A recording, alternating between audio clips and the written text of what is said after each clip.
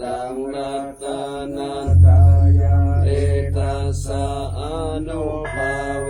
นัสสะภะทุกขาอุปัฏฐวาอันตรายาจานะสันตุสัพพะสุทิภาวันตุโน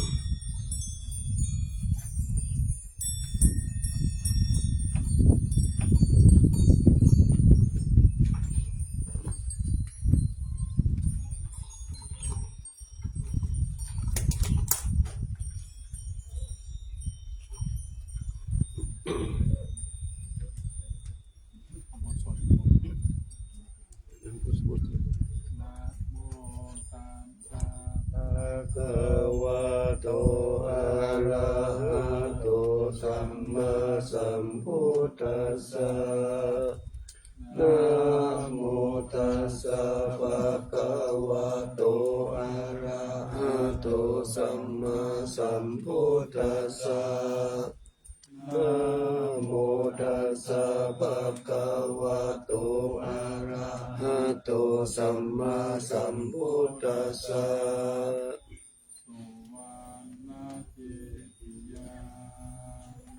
เกสาวรามัคคารุงคังวรัญญาตตุงสุเทวานามกังนารเทเวหิสัพพปุสิตังอะหังวันทามิสัพพทาปัญญาวาอัสสมิงเอวะจันทิมาอิวะทารายังปิตากาตาเยสาสนานิยานิเกติโมฆะปัตตมวรังอัปปายานิวาลานังอะระหังสัทธโสปานังปัฏฐมังอุปัชฌังอะหังเพตวาปัตตติวารังยังชาตังสังฆมัจเจพุทธัสสวาหา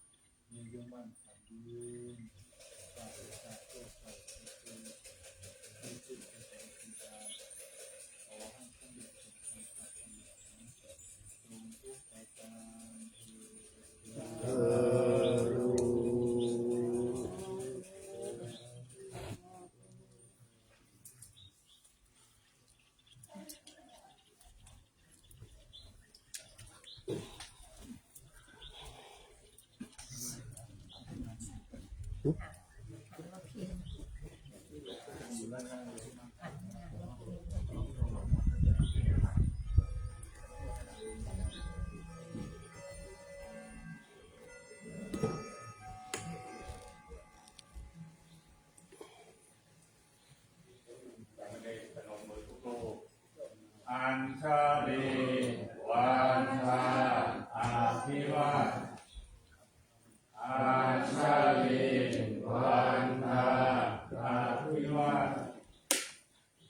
อัญชลีวันทาอาภิวาทอัญชลีวันทาอัญชลีอิมินาสกาเลนะพุทธังอภิปูชยามิอิมินาสกาเลนะธัมมังอภิปูชยามิอิมินาสกาเลนะสังฆังอภิปูชยามิ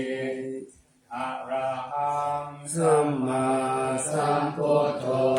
ภะคะวะพุทธังภะคะวันตังอะภิวาเทมิ สวากขาโตภะคะวะตาธัมโมธัมมังนัมมัสสามิสุปฏิปันโนภะคะวะโตสาวกสังโฆสังฆังนามามิ ลำดับต่อจากนี้ไปขอเชิญทุกคนทุกท่านสดับรับฟังพระธรรมเทศนาณบัดนี้พมาจากโลกาธิปติสัพพติปัญจลีอภิวรามายาชาตาสันติอาชัตตาปารัสภาชาติกาเตเตทุกธรรมังอนุกรรมปิมังปะกานะโมตัสสะภะคะวะโตอะระหะโตสัมมาสัมพุทธัสสะนะโมตัสสะภะคะวะโตอะระหะโตสัมมาสัมพุทธัสสะนะโมตัสสะภะคะวะโตอะระหะโตสัมมาสัมพุทธัสสะขอน้อมถวายความเคารพพระเดชพระคุณหลวงพ่อประธรรมเสนาบดีเจ้าคณะภาคเจ็ดเจ้าอาวาสวัดพระธาตุดอยสุเทพราชวรวิหารพระเถรานุเถระและครูบาอาจารย์ทุกรูป ขอเจริญพรท่านสาธุชนทั้งหลายที่มาฟังธรรมณพระวิหารหลวงแห่งนี้ทุกท่านณโอกาสแบบนี้อาตมาภาพจะได้แสดงพระธรรมเทศนาในเรื่องความกตัญญูพรรณนาถึงเรื่องความกตัญญูเป็นมงคลอันสูงสุดเพื่อเป็นเครื่องประคับประคองฉลองศรัทธาประดับปัญญาบารมีอนุโมทนากุศลบุญญาสิทธิของท่านสาธุชนทั้งหลายผู้ขวนขวายมาบำเพ็ญบุญบำเพ็ญกุศลณพระวิหารหลวงแห่งนี้เพื่อเป็นข้อคิดข้อธรรมให้ท่านสาธุชนทั้งหลายได้นำไปพัฒนาสืบต่อไปวันนี้เป็นวันธรรมสวนะกำหนดเป็นวันฟังพระศาสนธรรมคำสอนขององค์สมเด็จพระสัมมาสัมพุทธเจ้าตามปกติการนิยมสำหรับพุทธบริษัททั้งหลายดำเนินความตามในแห่งพระบาลีที่ได้อัญเชิญมาเป็นนิเขปบทณเบื้องต้นว่ากตัญญูตาเอตัมมังคารุธรรมังแปลว่าความกตัญญูเป็นมงคลอย่างสูงสุดซึ่งพระพุทธเจ้าตรัสไว้เป็นมงคลข้อที่25ในมงคล38ประการคำว่ากตัญญูแปลว่ารู้อุปการะคุณที่ผู้อื่นทำแล้วเมื่อพูดถึงกตัญญูก็ต้องพูดถึงกตเวทีคำว่ากตเวทีแปลว่าประกาศคุณที่ผู้อื่นกระทำแล้วแก่ตนให้ปรากฏชัดเจนได้แก่การตอบสนองคุณของท่านถ้าคนในโลกนี้ไม่มีความกตัญญูกตเวทีต่อกันแล้วโลกนี้ก็ไม่ได้อยู่โลกนี้ก็อับเฉาโลกนี้ก็เดินไปสู่ความวิบัติความหายนะอย่างแน่นอนท่านสาธุชนทั้งหลายความกตัญญูกตเวทีนั้นมีความหมายกว้างเช่นบุตรธิดามีความกตัญญูกตเวทีต่อบิดามารดาลูกศิษย์มีความกตัญญูกตเวทีต่อครูอาจารย์ประชาชนทั่วไปมีความกตัญญูกตเวที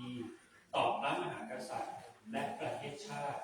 พุทธบริษัทมีความกตัญญูต่อพระ พุทธศาสนาเป็นต้นสรุปได้ว่าสิ่งที่ควรจะกตัญญูมีลักษณะดังนี้คือประการที่หนึ่ง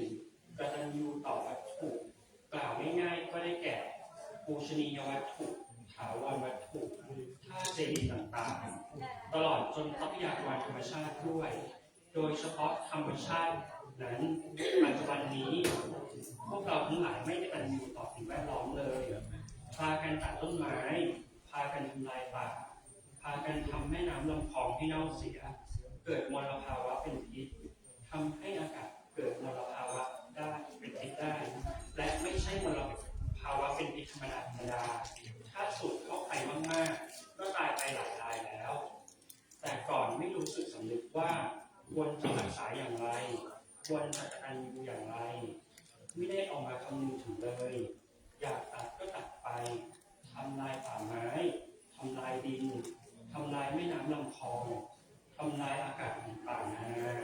โดยไม่มีข้อจำกัดไม่มีขอบเขตดังนั้นการอนุรักษ์หรือการรักษาก็หมายถึงการกตัญญูกตเวทีระลึกถึงบุญคุณของธรรมชาติที่ได้ให้ชีวิตแก่พวกเรานั่นเองประการที่สองกตัญญูต่อสถานที่ได้แก่สาธารณสถานศาลาต้นหมากรากไม้ที่เราได้อาศัยพึ่งพาหลบแดดหลบฝนดินทางที่อยู่ที่อาศัยสถานที่ทำงานเป็นต้นโบราณเขาสอนกันว่าเราได้พึ่งพาอาศัยร่มเงาอันใดสถานที่อันใดบารมีธรรมของผู้ใดเราก็ต้องสำนึกระลึกถึงคุณของสิ่งนั้นหรือบุคคลเหล่านั้นไม่ยึดรอนไม่ตัดทอนไม่ทำลายสิ่งเหล่านั้นประการที่สามกตัญญูต่อบุคคลได้แก่บิดามารดาครูอาจารย์ผู้หลักผู้ใหญ่ผู้แก่ผู้เฒ่าพระเจ้าแผ่นดินพระพุทธพระธรรมพระสงฆ์ถือว่าเป็นบุคคลที่ได้สร้างคุณงามความดีสร้างคุณประโยชน์ให้แก่โลกสำหรับความกตัญญูในพระธรรมเทศนานี้อาตมาภาพจะแสดงความกตัญญูต่อบิดามารดาเท่านั้นในสินคารสูตรมารดาบิดาท่านจัดว่าเป็นทิศเบื้องหน้าของบุตรธิดาก็โดยฐานที่มารดาบิดาเป็นผู้ให้กำเนิดและบำรุงเลี้ยงพิทักษ์รักษามาก่อนนับได้ว่าเป็นเจ้าของชีวิตของบุตรธิดาก็ได้เพราะเหตุว่านับจำเดิมแต่บุตรธิดาอยู่ในครรภ์จนถึงคลอดออกมาทุกระยะของวัยโดยเฉพาะในวัยเด็กและวัยทารกบุตรธิดาจึงยังไม่รู้จักคุ้มครองรักษาตัวเองได้ตราบใดชีวิตก็ยังตกอยู่ในความคุ้มครองดูแลรักษาของมารดาบิดาอยู่จนตราบนั้นรวมความว่ามารดาบิดามีอุปการะคุณต่อบุตรธิดาสองประการคือเป็นผู้ให้กำเนิดแก่บุตรธิดาหนึ่งเป็นผู้อุปการะเลี้ยงดูหนึ่งท่านสาธุชนทั้งหลายในอุปการะคุณทั้งสองประการนี้การให้กำเนิดแก่บุตรธิดาเป็นอุปการะคุณธรรมดาเพราะมีขึ้นเป็นเองโดยธรรมดาประเพณีส่วนการให้ความอุปการะเลี้ยงดูเป็นอุปการะคุณที่ประกอบด้วยคุณธรรมเพราะท่านปลูกฝังคุณความดีลงในตัวท่านเองแล้วแผ่ผลให้สำเร็จเป็นประโยชน์และความสุขแก่บุตรธิดาด้วยบางคนอาจจะมีความเห็นว่าอุปการะคุณธรรมดานี้ไม่มีความสำคัญอะไรแท้จริงมีความสำคัญอยู่ไม่น้อยแต่เป็นความสำคัญที่ลี้ลับไม่ปรากฏให้เราได้รู้ได้เห็นเพราะฝังอยู่ในส่วนลึกแห่งจิตใจของท่านดังจะเห็นได้ว่าเมื่อท่านได้เป็นคู่สมรสกันแล้วก็มีความหวังในจิตเดียวกันว่าอยากได้บุตรธิดาและใครจะได้บุตรธิดาที่มีสติปัญญามาเกิดร่วมครอบครัวจึงต้องพากันรักษาความดีเป็นต้นว่ารักษาศีลเจริญเมตตาบ้างก็อ้อนวอนขอเทวดาหรือสิ่งศักดิ์สิทธิ์อื่นๆพอท่านได้รู้ว่าบุตรธิดามาเกิดในครรภ์แล้วก็มีความปลาบปลื้มใจคอยระมัดระวังความปลอดภัยแก่บุตรธิดาที่อยู่ในท้องต้องทุ่มเทความเอาใจใส่โดยไม่คิดถึงความเหนื่อยยากลำบากทั้งที่ไม่รู้ว่าจะเกิดมาเป็นคนสมประกอบหรือพิกลพิการหากเกิดมาเป็นคนพิกลพิการก็ ยิ่งมีความกรุณาสงสารเอ็นดูแทนที่จะเอาไปทิ้งป่าหรือโยนลงน้ำลงเหว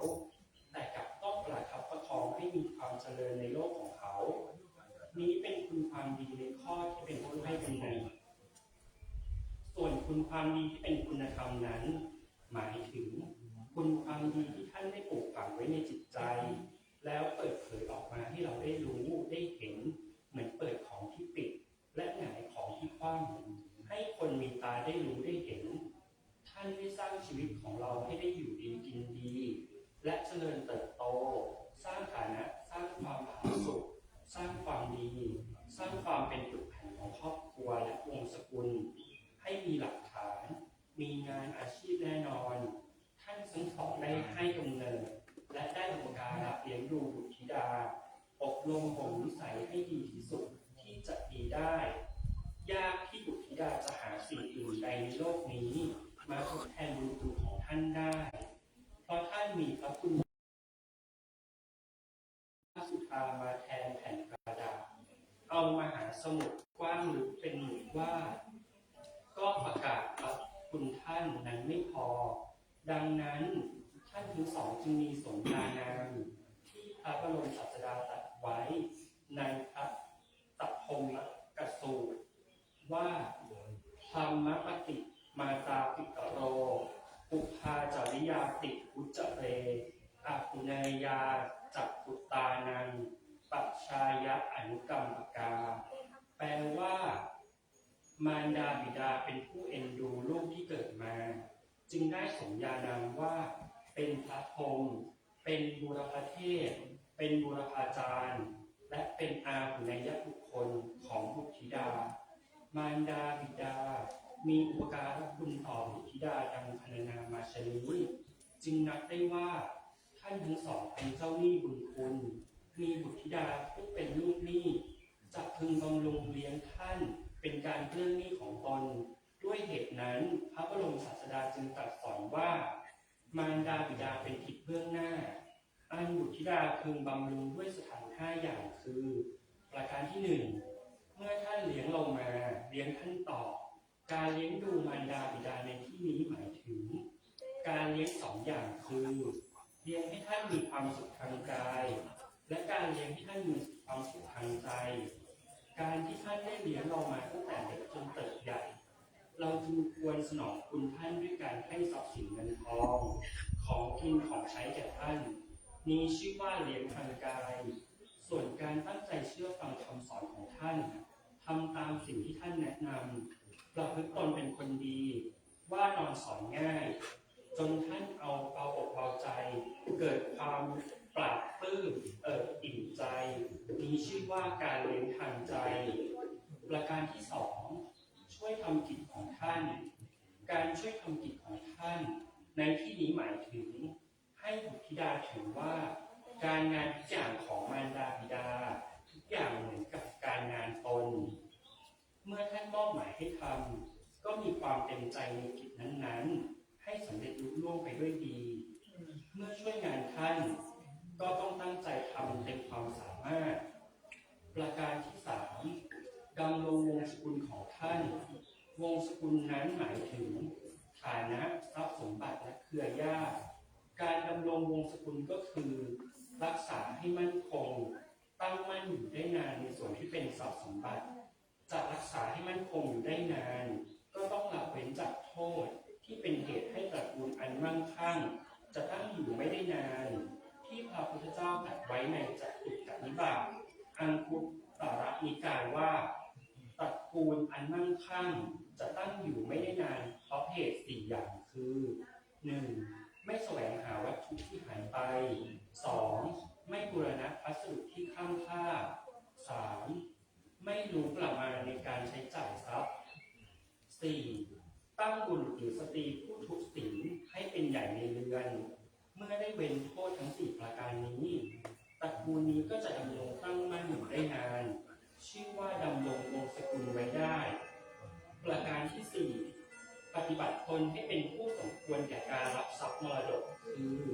ประพฤติตนเป็นคนดีโดยเว้นจากอบายมุขทางแห่งความเสื่อมทั้งหลายมีวิริยะตั้งหน้าทำมาหากินโดย ยชอบธรรมรู้จักประมาณทรัพย์ที่หามาได้ใช้จ่ายแต่พอสมควรให้มีเหลือเก็บไว้เป็นทุนเพื่อจะได้เป็นคนมั่งคั่งด้วยทรัพย์สินและคบค้าสมาคมกับเพื่อนฝูงที่เป็นคนดีประการสุดท้ายข้อนี้สำคัญมากเมื่อท่านล่วงลับไปแล้วต้องหมั่นทำบุญอุทิศให้ท่านข้อนี้ประสงค์เพื่อมีให้ละเลยในอันจะทำคุณตอบแทนเป็นส่วนทักษิณายุประทานแก่มารดาบิดาผู้ล่วงลับไปแล้วบุตรที่จะประกอบก็คือบริจาคทานแก่ทักษิณายบุคคลผู้ควรได้รับเช่นพระภิกษุสามเณรและผู้มีศีลเหล่านี้เป็นบุญที่ควรอุทิศการทำบุญอุทิศนี้จุดมุ่งหมายสำคัญก็คือเพื่อไม่ให้บุตรธิดาลืมท่านเมื่อท่านล่วงลับไปแล้วการตอบแทนท่านทั้งสองด้วยสถานทั้งห้าดังที่กล่าวมาแล้วถ้าบุตรธิดาทำได้ตามนี้ก็ชื่อว่ามีความกตัญญูกตเวทีต่อท่านแล้วดังพุทธศาสนสุภาษิตที่ว่านิมิตตังสาธุรูปานังกตัญญูกตเวทิตาความกตัญญูกตเวทีเป็นเครื่องหมายของคนดีต่อไปเทศนาปริโยสาเนในที่สุดแห่งพระธรรมเทศนานี้อาตมาภาพขออ้างเอาคุณพระศรีรัตนตรัยและด้วยอำนาจแห่งบุญกุศลคุณงามความดีที่คุณโยมทั้งหลายสมณฉันท์ร่วมกันบำเพ็ญให้เป็นไปตั้งแต่ต้นขอจงมารวมกันเป็นตบะเป็นภารวะปัจจัยและขอพระบรมธาตุดอยสุเทพช่วยปกป้องคุ้มครองญาติโยมทุกท่านสาธุชนทั้งหลายให้ปราศจากความเจ็บไข้ได้ป่วยมีสุขภาพพลานามัยสมบูรณ์จงเจริญด้วยชีวิตสวัสดิ์พิพัฒน์มงคลสมบูรณ์บุญผลด้วยสิ่งอันพึงปรารถนาจงทุกประการเถิดรับประทานวิสัชนาพระธรรมเทศนาในชื่อเรื่องความกตัญญูก็สมสมัยได้เวลาขอสมุติติลงไว้เพียงเท่านี้เอวังก็มีด้วยประการฉนี้สาธุสาธุสาธุ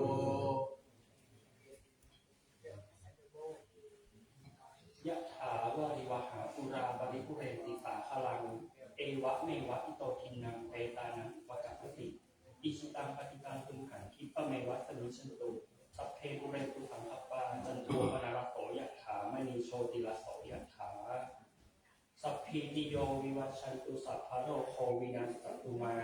เตภวัตวันตรายโยสุขีทีคายุโกภวะอภิวาทานสีริสนิจจังพุทธาปจายิโนจตารโรธรรมาวัฒนติอายุวันโนสุขังพลังสาธุสาธุสาธุ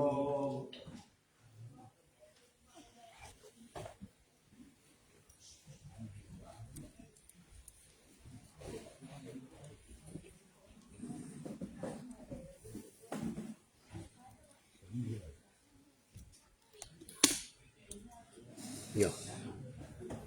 มีไหมเดี๋ยวมิเด็ดเด็ด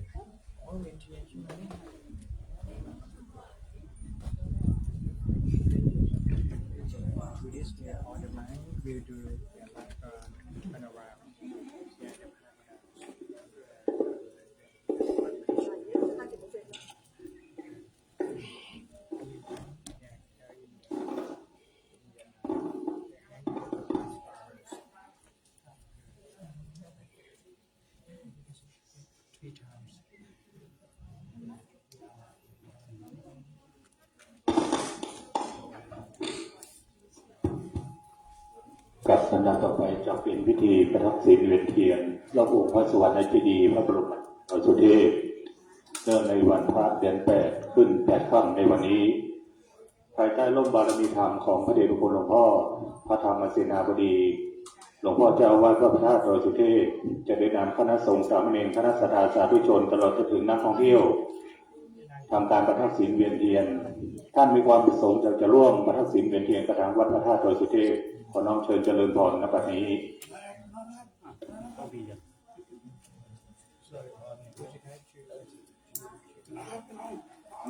ไหวไหมอาจารย์ไหว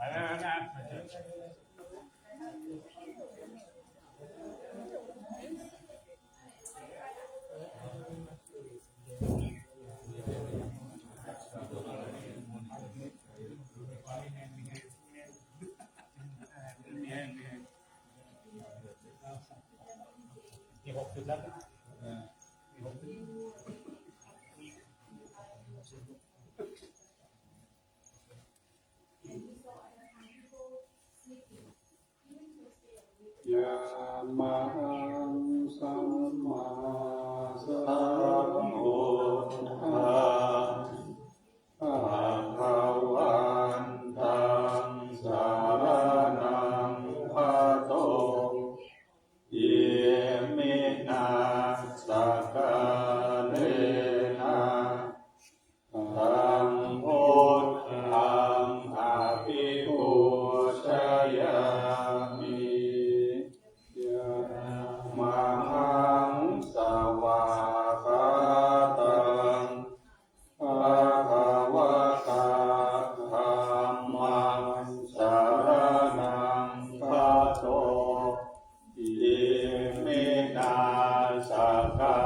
เลนะตังธัมมังอะภิปูชยามิยังมหังสุปฏิปันนังสังฆังสารนังภัสโตเยเมนะสักกะเลนะตังธัมมังอะภิปูชยามิยังมหังสุวรรณเจติยังสารนังภัสโตเยเมนะสักกะเลนะตังสุวรรณเจติยังอะภิปูชยามิอะระหังสัมมาสัมพุทโธภะคะวาพุทธังภะคะวันตังอะภิวาเทมิสวากขาโตภะคะวะตาธัมโมธัมมังนะมัสสามิสุปฏิปันโนภะคะวะโตสาวกสังโฆสังฆังนะมามิสุวรรณเจติยังเกสาวรามัคคาลุงคังวารัญญาคาโตโสเทวานามาคังนาราเทเวหิสัพพะโพชิตังอาหังวันทานิสัพพะทา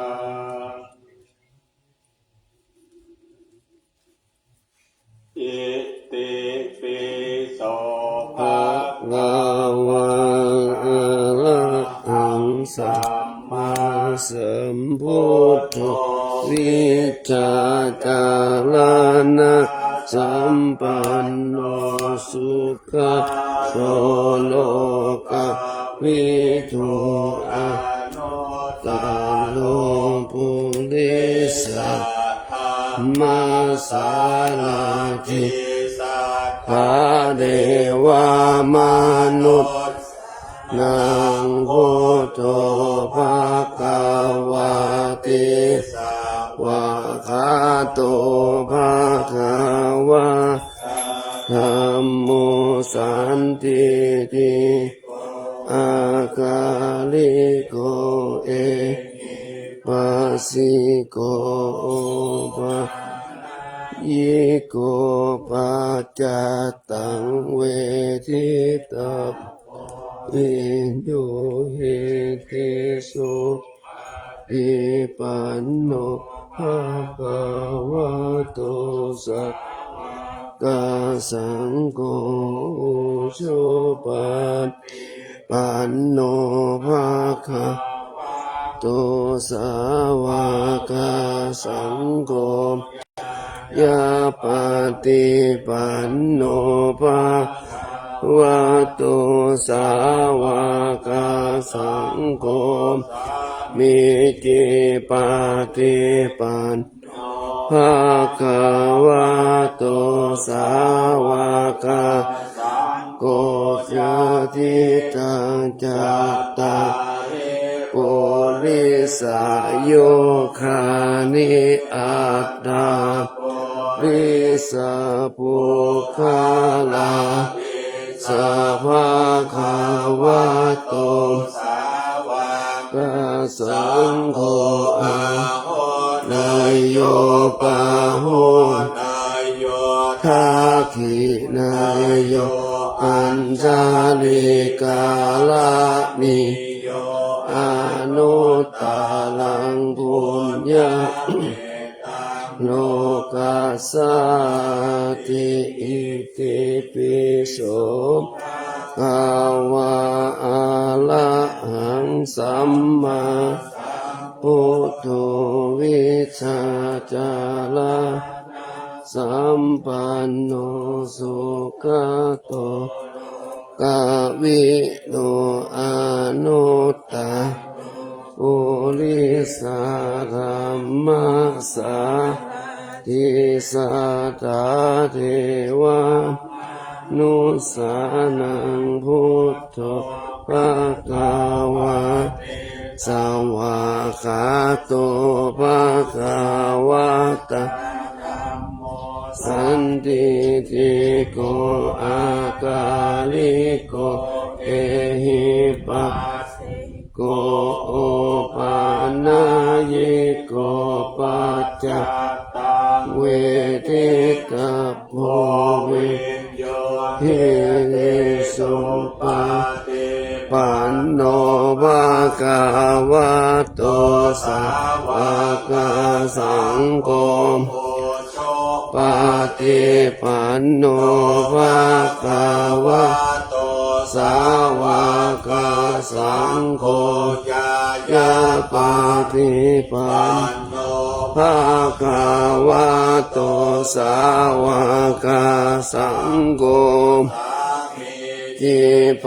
ฏิปันโนภะคะวะโตสาวกสังโฆ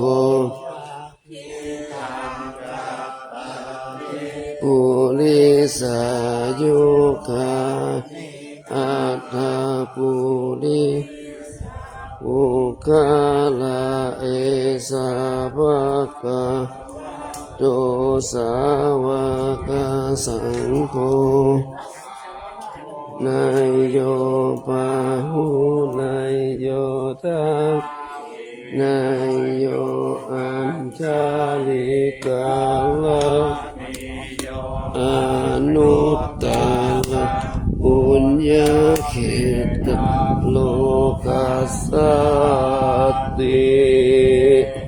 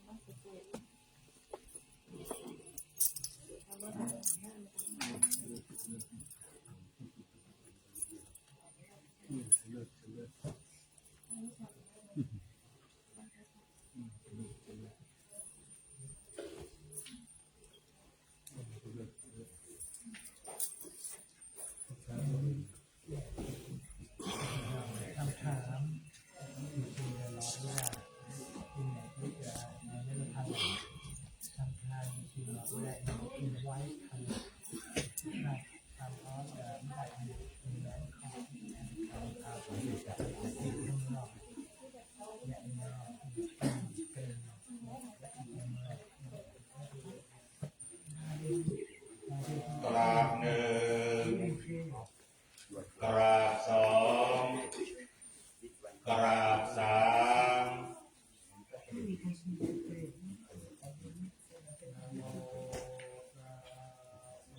ภะคะวะโตอะระหะโตสัมมาสัมพุทธัสสะนะโมตัสสะภะคะวะโตอะระหะโตสัมมาสัมพุทธัสสะนะโมตัสสะภะคะวะโตอะระหะโตสัมมาสัมพุทธัสสะเตโนวะระโพธิโมเลมานังสาเสนังสุจิตังวิชัยยสัมโพธิมาคัสสิอานันตายาโนโนโกตโมตังวานามามิพุทธังเยจะพุทธาอาทิตาจะเยจะพุทธาอนาคตาปัญโยปันนาจะเยพุทธาอาหังวันทามิสสาภาทาภะคะวะอะระหังสั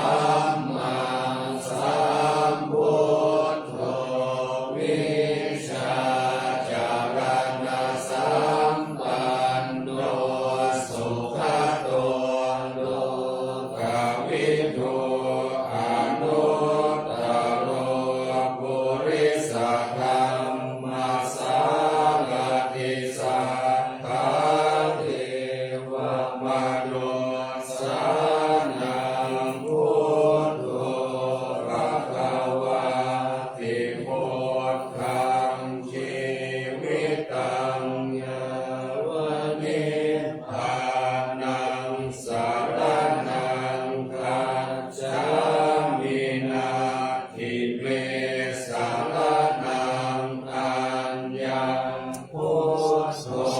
เมสารนังวรังเอเตนะสัจจวัจเจนะโหตุเมชยมันพลังพุทธมังเกนะวันเทหังปาลามังสุวันโรตมังพุทเทโยคาริโตโทโสพุทโธธรรมตุตังนะมังกราบ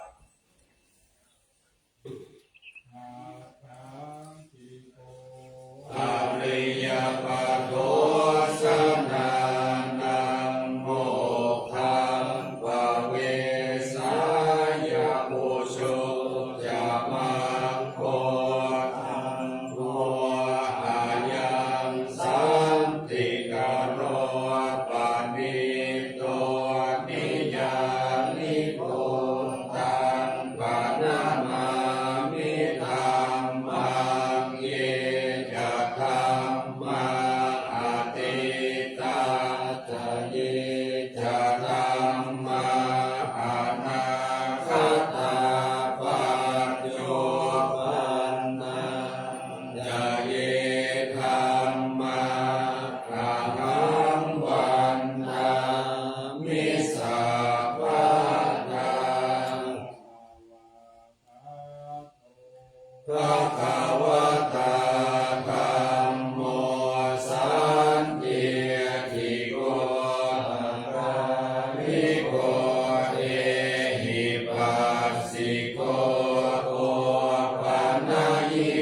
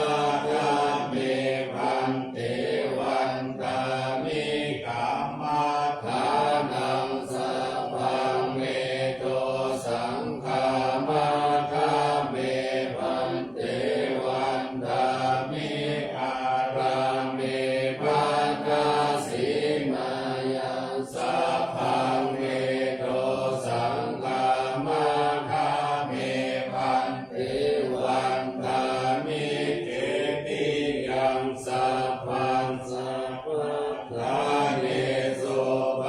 ฏิทิตาสาลิลักขาตุมังนะโมทิพุทธาโลปังสังฆารังสัทธานาคาโลเกเทวาโลเกสัมมาโลเกชัมโพธิเปสังฆาติเปสาลิลักขาโตโยเกสัพพะโตโยอะระหันตถาโตโยเตติยังธัมมะโพธิจตุราสิเยสาสิธัมมาธัมเดสัพเพสัมภาระเทติยังอะหังวันทามิสัพพะโส กราบหนึ่งกราบสองกราบสาม กับพิธีแสดงพระธรรมเทศนาและพิธีประทับศีลเวียนเทียนรอบองค์พระสวรรณเจดีย์พระบรมธาตุดอยสุเทพประจำวันพระเดือน8ขึ้น8ค่ำเป็นอันสำเร็จขออำนาจคุณพระศรีรัตนตรัยมีคุณพระพุทธคุณพระธรรมคุณพระสงฆ์และพระบรมเดชานุภาพของพระบรมธาตุเจ้าดอยสุเทพโปรดได้พิบาลประทานพรปกป้องรักษาคุ้มครองให้คณะสัตยาสาธุชนพุทธบริษัทตลอดจนถึงนักท่องเที่ยวทุกคนทุกท่านเดินทางกลับเคหสถานบ้านช่องภูมิลำเนาที่อยู่ที่อาศัยของท่านโดยความสะดวกและปลอดภัยบุญทุกตามรักษาเทวดาทุกตามคุ้มครองทุกคนทุกท่านด้วยเถิด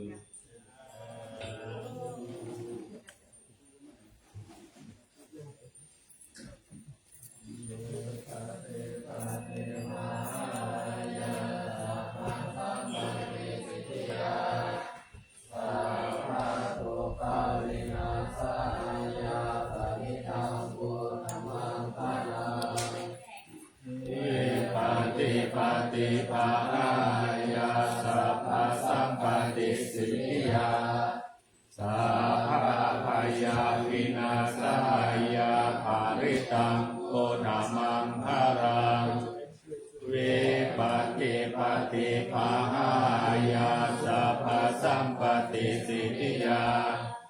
สัพพะโลกาวินาศายาภาริตังโหธามังภารัง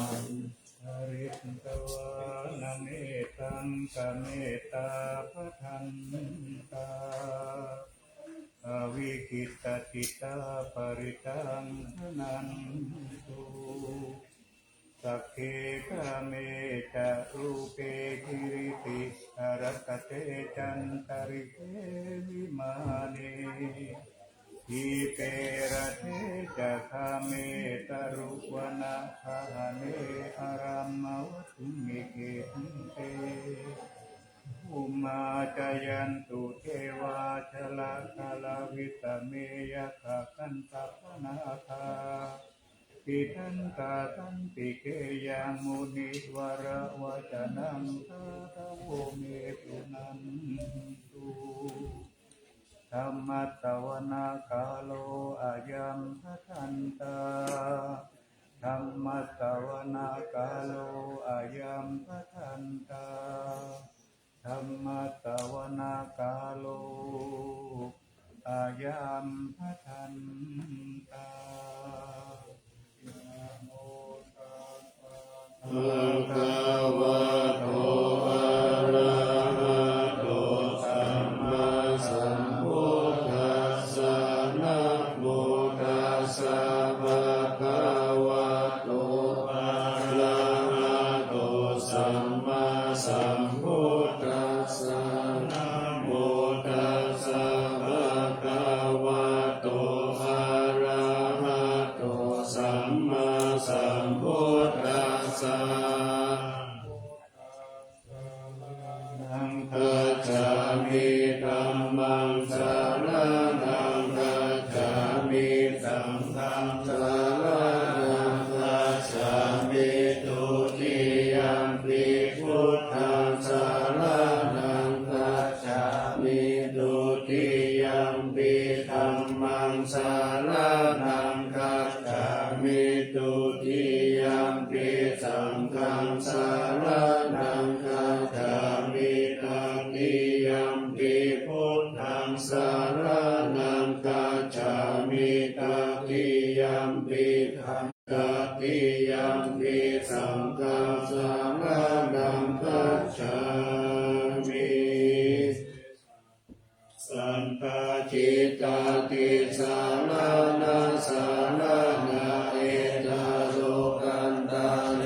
วะกุมมากุมยันตุเทวะวารากนกามเยเมรุราเทวะสันโตสันโตสาเหตุมุนิวานาโสตุมาคังสมาคังสัพเพสุจัตตาวาเรสุยัตถาเทวะตะพระมุนุยังอาเมหิตาตังปุญญังสัพพะสัมปติสัทธากังสัพเพตังอนุโมทิตวาสามังคาสัสสะเนระตาปะมาตาราหิตาโหนตุอาราคาสุวิเศษโตสัสสะนัสสัจจโลกัสสะวุติภวตุสัพพะทาสัสสะนัมปิจาโลกันจเทวารักขันตุสัพพะทาสัพพิงโหนตุสุขีสัพเพปริวาเรหิอัสตโนอานิคาสุมาณาโหนตุสังฆสัพเพหิยติวิราชโตวาโจระโตวามนุสสโตวามนุสสโตวาอาทิโตวาอุปกะโตวาเทสัจโตวาขานุตโตวากันดตโตวานักขตโตวาชนะปะทะโรคะโตวาอัสสะธรรมโตวาอัสสันติติโตวาอัสสะปุริสโตวาจันตาอาทิอาสามิภะโกนะกุกุระอาหิวิชิกามามิสัพพะทิติอัจฉา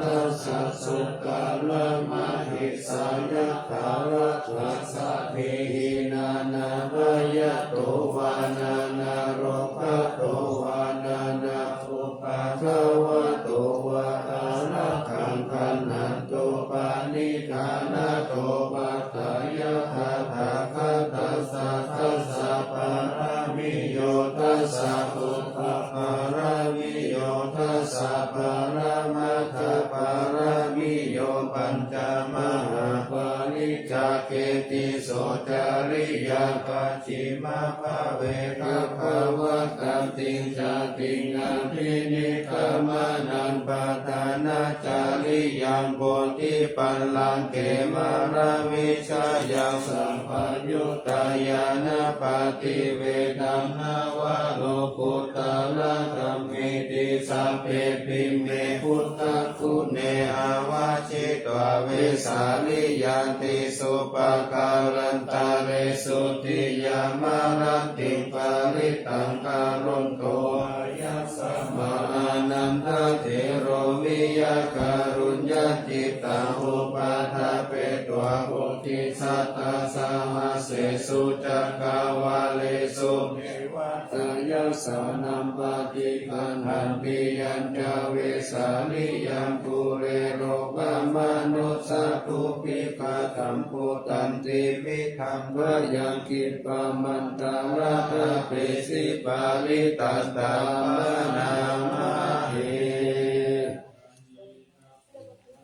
สัมมาทัตตานิภูมานิวายานิวะอันตาลิเกสัพเพวะโพตาสุมาณาภวันโตอาโตปิสังกัญจสุนันโตปาสิตังทัสสะมาหิภูตานิสาเมทัสสะเพเมตังคารโรธรรมนุสิยาปัจจายทิวาจาระโตจาหารันติเยปาลิงกัสสะมาหิเนรัตตะอัปปมัตตายังกิจจิวิตังอิทาวาหุรังวาสักเกสุวายังพัตตานังปา นิตังนาโนสัมมาอาทิตตาภะเตนะอิตัมปิพุทเตรัตตานังปานิตังเอเตนะสัจเจนะสุวัตเตหนตุขยังวิราคังอามัสสัมปานิตังยัตตา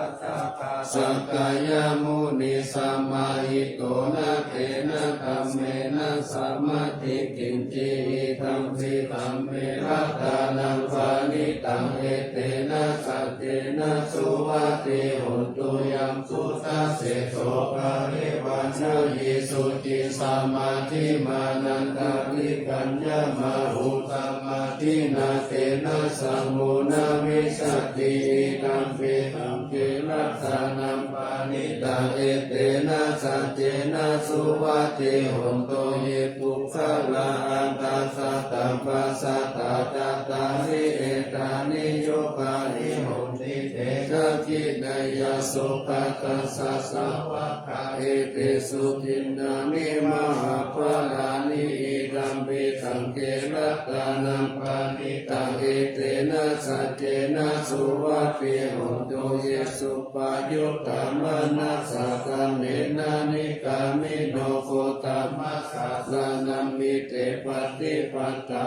มัตตังนิกายหาละตามุตตานิพุติปุญจมานานิธัมปิสังเกรัตตานังปานิตังเอเตนะสัจเจนะสุวัตติหนตุยัพพิตาจิโรภะตาวิจิตโตสิยาจตุภิวาเตปิอาสัมภะกัมปิโยตตุปะมาตะปุริสัมวัตานิโยมาริยสัจจานิอเวจปัสสะกิธัมปิตังเกรัตตานังปานิตังเอเตนะสัจเจนะสุวัตติหนตุเยอานิยสัจจานิวิภาวะยันติธัมปิละปัญเยนะสุเตสิตานิกินจาภิเตหนติพุทธปมัตตานะเตภวังอัตตมะมานิยันติธัมปิสังเกรัตตานังปานิตังเอเตนะสัจเจนะสุวัตติหนตุสหวัสสะกัสสะนะสัมปะกายตายสุตัมมานาหิตาภวันติสักกายติติวิติกิติกัญจศีลปะตังวะปิยกติกินจิจตุอาปาเยหิจาวิปามุตโตทัจจปิฐานามิอาภะโภคตุงอิตัมปิสังเกรัตตานังปานิตังเอเตนะสัจเจนะสุวัตติหนตุกินจาปิโสกัมมังคารุปิปังปะกังกายเยนะวาจายุตเตตัสสาวะอาภะโคโสตัสสะปะจิจัตตายะอาภะปัตตานิกัปปะกัสสะวุตตาอิตัมปิสังเกรัตตานังปานิตังเอเตนะสัจเจนะสุวัตติหนตุวานัสสะคุมเตยะถาบุสิกาเกกิมหานานาเสปัตตมัสสมิกิเมตตุปะมังธัมมาวะรังอาเจสยินิพพานะกามิปะระมังหิตายะอิตัมปิพุทเทรัตตานังปานิตังเอเตนะสัจเจนะสุวัตติหนตุวะโรวะรัญโยวะระโตวะระหะโรอนุตตโรธัมมวะรังอาเจสยินิตัมปิพุทเทรัตตานังปานิตังเอเตนะสัจเจนะสุวัตติหนตุกินังปุรานังนาวันนาติสัมภาวังวิรัตจิตายะติเกภวัสสมิเตกินาภิชาวิรุหิฉันตานิพันติติรายะตายะปฏิโกหิธัมปิสังเกรัตตานังปานิตังเอเตนะสัจเจนะสุวัตติหนตุยานิทัพโพตานิสัมมาคัตตานิปุมมานิวายานิวะอันตาลิเกตัสสะคตังเทวมนุสสะปุจิตังพุทธังนามัสสามาสุวัตติหนตุยานิทัพโพตานิสัมมาคัตตานิปุมมานิวายานิวะอันตาลิเกตัสสะคตังเทวมนุสสะ ปุชิตังธัมมังนามัสสามาสุวัติโหตุยานิทัพพุตานิสัมมาคตานิปุมมานิวายานิวะอันตาลิเกตถาคตังเทวมนุสสะปุชิตังสังฆังนามัสสามาสุวัติโหตุ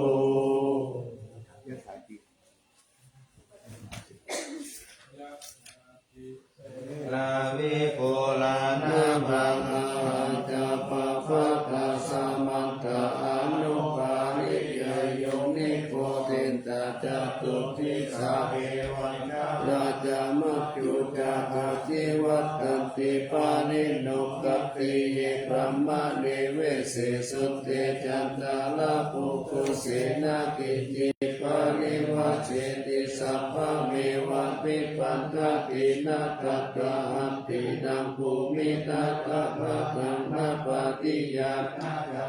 มันตายุเตนะสักกะเจตุงคาเนนะวัตตัสสมัยปันติโตโพโสสัมปัสสะตัตตะมัตตาโลพุทธิธัมเมจะสังเกจติโลสัตตังนิเรสเยโลกัมมาจาริกาเยนะวาจายะทุกขเจตัสสะเทนะนังปัสสังสันติเปจะสังเกปะโมทัตติยัสสะสัตตะตะตะตะเสหัจจาราสุปฏิติตังสิกัญญายัสสังกัญญายานังอนิยกันตัมปัสสังสิตังสัมเจปัสสะโตยัสสัตติปุจุปุตัญจตัสสะนังตัสสะริโตตินังอาหุลังโมกัตตังสัจจิวิตันตัสสะปัสสัตตัญจสีลัญจปัสสะตังธัมมัสสะนังอนุยุงเตตะเมธาวิสาลพุทธานาสาสนาติสยานาบุพเพภาวะตาเตตาเสวะวิสายิภูตายายังธัมมานิยามตาอานิจจตาทุกขตาทัสสะเปสัญจาอานัตตาทัสสะปะทัสสะกังสุตตังยาคัมพุเตนะราสิตังสาธุนังยานาจาเลนะยะถาพุเทนะเทสิตังโยนิโสปฏิปัฏฐังยังตังสุขันตัมปะมาเสสุตังเอกังสัมมายังภะคะวะสาวัตติยังวิหารติเจตวานิอานัตตบินติกัสสะอาลัมเมตตาโภภะคะวะภิกขุอามันเตสิภิกขโวติปะตันเตติเตภิกขุภะคะวะโตปัจจโสสุภะคะวะเอตตะโวจะโอภะคะวะเตฆะเวตถาคตานังอนุปะคะวะตถาคตานังทิตาวะสะตะโตธัมมติตาตาญามัตตาสัพเพสังขาราอนิจจติตันตะคะคะโตอะภิสัมพุทธติอะภิสัมเมติอะภิสัมพุทธิตวะอะภิสัมเมตตาอะจิตติเจเสติปัญญเปติปัตตะเปติวิวารติวิภัชชติปุตตานิการติสัพเพสังขาราอนิจจติอุปาทาวะภิกขเวตถาคตานังอนุปาทาวะตถาคตานังทิตาวะสัทธาตุธัมมาทิตาตาธัมมานิยามัตตาสัพเพสังขาราทุกขติตังตถาคโตอะภิสัมพุชติอะภิสัมเมติอะภิสัมพุทธิตวะอะภิสัมเมตวะอะจิตขติเตเสติปัญญาเปติปัตตะเปติวิวารติวิภัชชติอุตตานิการติสัพเพสังขาราทุกขติอุปาทาวะภิกขเวตถาคตานังอนุปาทาวะตถาคตานังทิตาวะสัทธาตุธัมมาทิตาตาธัมมานิยามันตาสัพเพธัมมานัตตาติตังตถาคโตอะภิ ภิสัมพุชติอภิสัมเมติอภิสัมพุชิตวาอภิสัมเมตวาอติกติเตเสติปัญญาเปติปัฏฐเปติวิวารติวิภาชติอุตตานิกโรติสัพพิธัมมานัตติอิทัมมะโหจะภะคะวะอัตตมนาติภิกขุภะคะวะโตภาสิตามาภินันตุติ สังขารา อานิจจติยตาปัญญายาปัสสติอาคานิปินทติทุกเขสัมมาโพวิสุทธิยาสัพเพสังขาราทุกขติยตาปัญญายาปัสสติอาคานิปินทติทุกเขสัมมาโพวิสุทธิยาสัพเพธัมมาอนัตตติยตาปัญญายาปัสสติอาคานิปินทติทุกเขสัมมาโพวิสุทธิยาอัปปะกะเตมนุเสสุเยชนะปัตตะคามิโนอัตตายังอิตาลปัจจติละเมวานุภาวติเยจักขุสัมมาทัคคะเตธัมเมธัมมานุวัตติโนเตชะนะปะระเมสันติมัจจุทัยยังสุสุตารังกันหังธัมมาวิปายะสุกัมภะเวทะปันติโตโหกังอนุกัมมะคัมมาวิเวเกยตะปุระมัตตะราวิรติมิจยะอิตวะกัมเมอากิจจาโนปาริโยทะปยะอัตตานังกิตตังกสิปะปฏินิสเกอนุปาทายะเยระตาหินาสวาสุติมันโตปาลิลิมุตตาติ วิชาปัจจายา สังขาราสังขาราปัฏฐนาสุขปาริเทวะทุกขารุมานะสุปายาสาสัมภาวันติเอวะเมตัสสะเกวะลัสสะทุกขขันธัสสะอนุภาโยเอนะวิจัยตาเววะอาเสสาวิราคานิโรธาสังขารานิโรโตสังขารานิโรธาวิญญาณานิโรโตวิญญาณานิโรธานามารูปานิโรโตนามารูปานิโรธาสลายตานานิโรโตสลายตานานิโรธาปัสสานิโรโตปัสสะเวทนานิโรโตเวทนานิโรธาตัณหานิโรโตตัณหานิโรธาอุปาทานานิโรโตอุปาทานานิโรธาภาวานิโรโตภาวานิโรธาชาตินิโรโตชาตินิโรธาชารามาลานาโสกปาริเทวะทุกขโทมานาสุปายาสาจันติเอวะเมตัสสะเขวะนัสสะทุกขขันธัสสะนิโรโตโหติ สังสาราสัตตาวิสังอาวินิสังขาภะกาลังภะเวสันโตทุกขาชาติปุณณปุณังคหากาลกติโสสิปุณณเคหานาคาสิสัพพะเทวาสุขะภะกะคาหะโกตังวิสังขาราวิสังขารตตาจิตตังตัณหานัจจายามัจจคา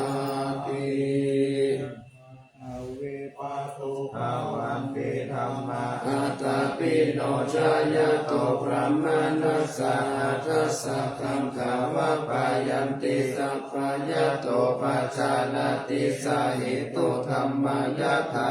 เวปาตุภาวันติธัมมาอัตตปิโนชายโตพระมานัสสะทัสสะคังขาวะปายันติสัพพายโตภายังปัจจายานาเวทิยะถาเวปาตุภาวันติธัมมาอัตตปิโนชายโตพระมานัสสามิตุปายาติทัตติมาลาเสนาสุโรวะโอปัสสยมุตตานิขันติ น วาคาไมยานาปฏิกังเขอานาคาตังยะตาติตัมปะหินาตาอาปัตตัญจานาคาตัมปัจจุปันนัญจโยธรรมตัตถะกักกาวิปัสสติอาสังหิรังอาสังคุปะกัมวิขามนุโรหะเยอาเชวะคิจามะกัมปังโกสัญญามาราจังสุเวนะหิโตสังฆารันเตนะมหาเสเดนะมัจจุนาเอวังวิหาริมาตาเปอาหุนัตตมัตตังทิตังตังเวทาเตกะละโตติสันโตอาติฆะเตมุนีติจาเวทิตวายังจีวะรังปาริปุตตังปัญญาวะเทวะสิตัสสะปฏิกาตายะอุณาสะปฏิกาตายะตังสัมมกะสาวะกัสสะปะเสนันตังปัสสัมมาสานังปฏิกาตายะยาวะเทวะหิริโกปินาปฏิชาตานะกัมอัจจามายาปัจจเวกิตวายุปินตาปะโตปาริปุตโตโตเนวัตวายะนะมัตตายะนะมันทานายะนะวิปุสานายะยาวะเทวะหิมัสสะกายะสาธิติยายะปานายาวิ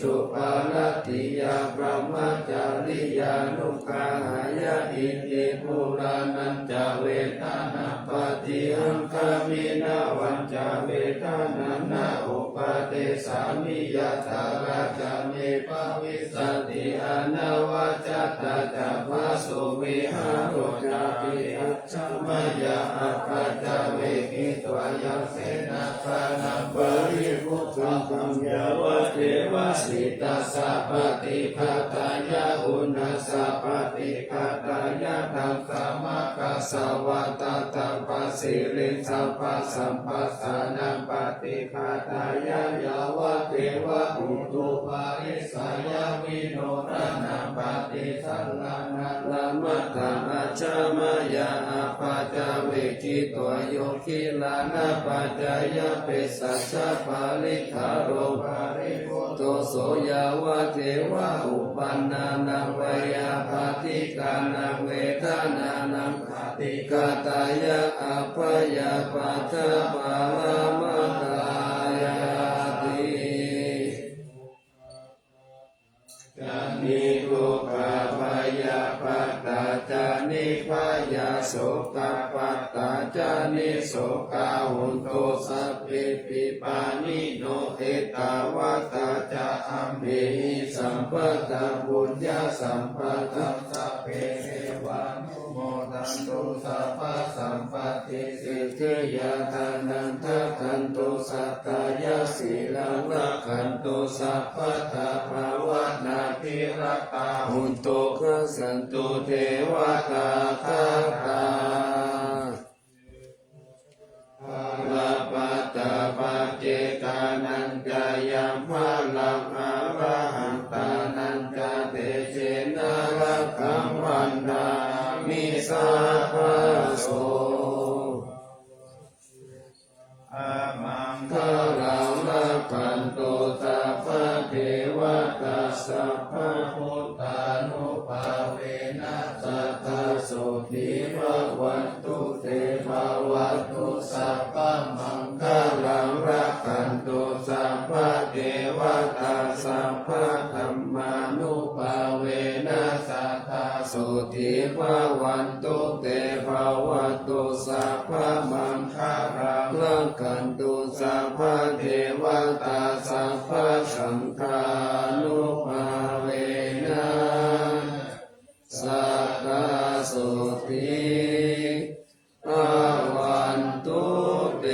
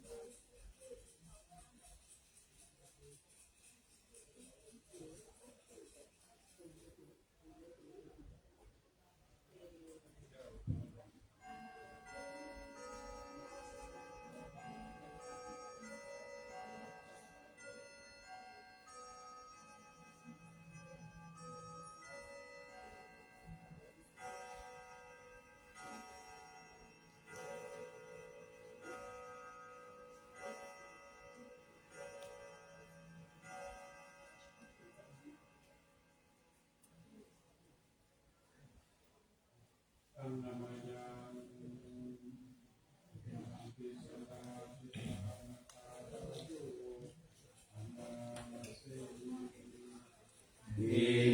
มินาปุญญกรรมเมนะโอปัชฌายา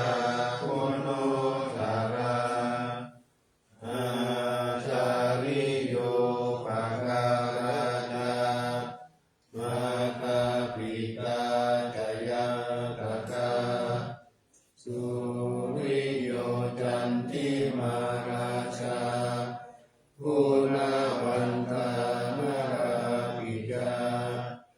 ลามมาราจรินตาตาโลกปารานะเอวตายาโมมิตามนุสาจามาจาตาวิริกาปิกาสัพเพสัตตาสุขิโหนตุปุญญานิปัฏฐานิเมสุขังจติวิทังเทนโตอิปังปะเรตโหมะตังอิมินาปุญญกรรมเมนะอิมินาอุทิเสนะจาอิปัง ปาราณเจตนังเยสันตาเนหินาธัมมายาวานิพานโตมะมังนาสังสุสัพพะทาเยวายะถาชาโตภเวภเวอุชุติตังสติปัญญาสังเลโกวิริยามินามาราลาพันตุโลกาสานาตุจาวิริเยสุเมพุทธาทิภาวะโรนาโทอะโมนาโทวะโรตโมนาโทปะเจกะพุทโธจาสังโฆนาโทกะโรมะมังเตสุตามานุภาเวนะมาโลกัสสังละพันตุมา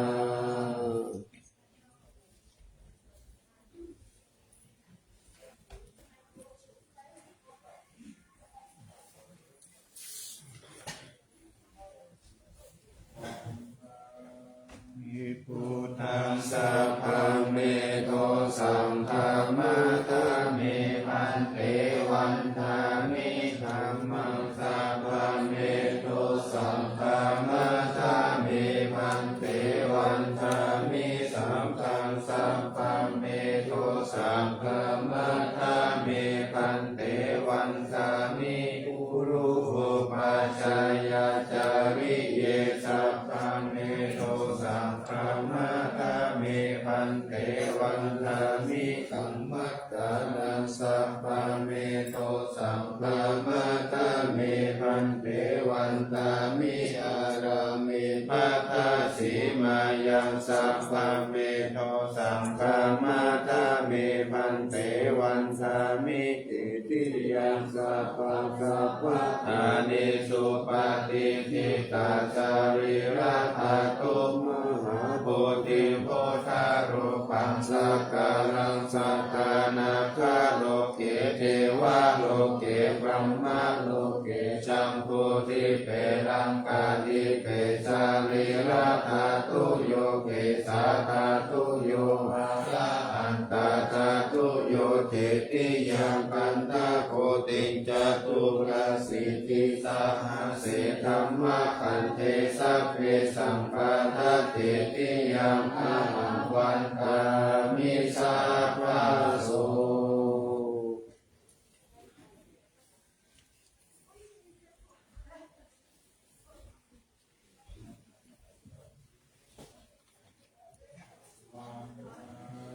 อิพันเตสัพพังอภาราทังธรรมะทาเมพันเตมยาคาตังปุญญังสามินานุโมทิตาปันสามินาคาตังปุญญังมยันตาตาปันสาธุสาธุอนุโมทามิ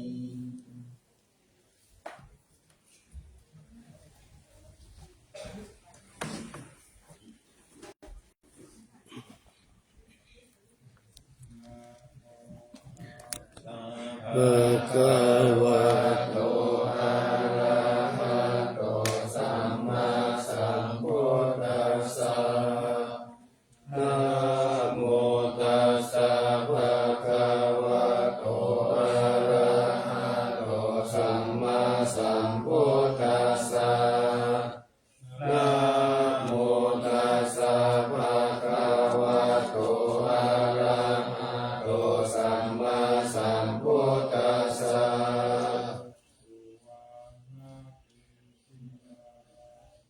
เกสาวามาทานุคังวรัญญาทานุสุเทวานามะกังนาโร